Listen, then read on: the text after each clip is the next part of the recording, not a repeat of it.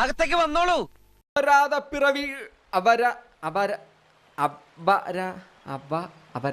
അവതാരം മറ്റേത് പുള്ളിത്തരും കയറി വരുമ്പോ. ഇതാണ് നമ്മുടെ കഥാപാത്രം. മഹാവിഷ്ണുവിന്റെ അവതാരമാണിത്. ചോദിച്ചോട്ടെ, ഈ പുരാണത്തിൽ ഈ കഥാപാത്രം ആരുടെ മകനായിട്ട് വരും? ദാസപ്പോ എന്നെ ശരിക്കൊന്ന് ശ്രദ്ധിച്ചേ.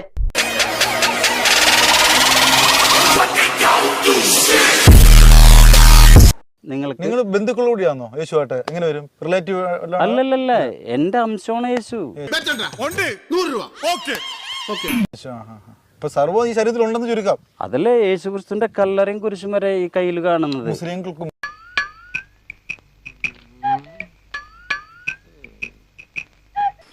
ഇങ്ങോട്ട് കയറി വരിക, തന്നെ ഒന്ന് കാണട്ടെ. ഇവിടുത്തെ വിശേഷങ്ങളൊക്കെ അറിഞ്ഞില്ലേ? വയ്യ, അങ്ങോട്ട് വന്ന ആ കിടപ്പ് കാണാൻ എനിക്ക് വയ്യ.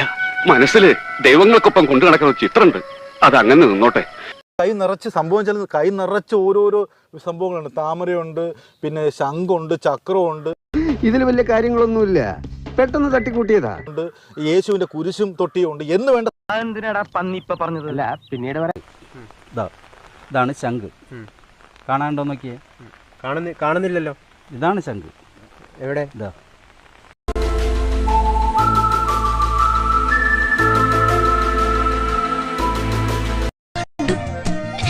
ഞാനേ കണ്ടുള്ളൂ.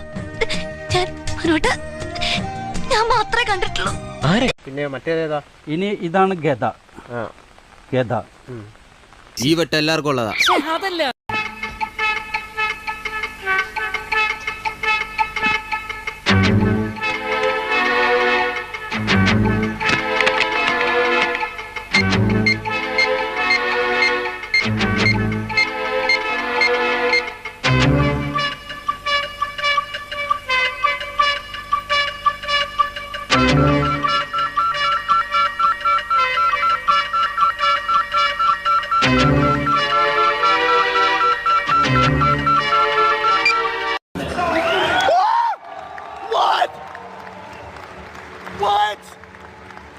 കാണാൻ പറ്റുന്നുണ്ടോ?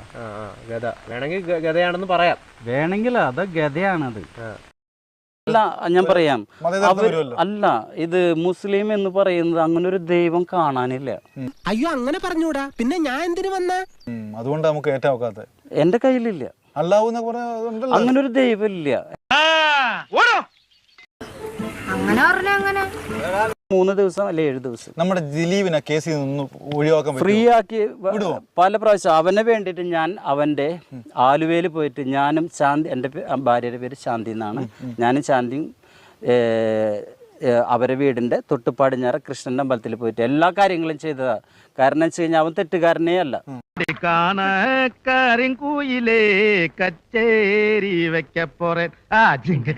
ഇവ തെറ്റുകാരനല്ല. ഞാൻ എൻ്റെ ഭാര്യ കൊണ്ട് അങ്ങനെ സംഭവിച്ചു പോയതാ. കാരണം അവൻ ഒരു സിനിമയിൽ എനിക്ക് കാണാൻ പറ്റിയതെന്ന് വെച്ച് കഴിഞ്ഞാല്, ദിലീപ് പോലീസ് സ്റ്റേഷനിലാണ് പ്രസവിച്ചത്. എനിക്ക് ഭയങ്കര ഇഷ്ടമാണ്, എനിക്ക് അങ്ങോട്ട് പോകാനും വരാനും ഭയങ്കര ഇഷ്ടമാന്ന് പറഞ്ഞപ്പോൾ അന്ന് ചുമ്മാ ഒന്നിരിക്കട്ടെ എന്ന് പറഞ്ഞ് വരച്ചാണ്. കൊണ്ട് നടക്കാറുണ്ടായിരുന്നു മച്ചാനെ ഞാൻ ഈ പടം. ഇനി എനിക്കിത് വേണ്ട. നിനക്കും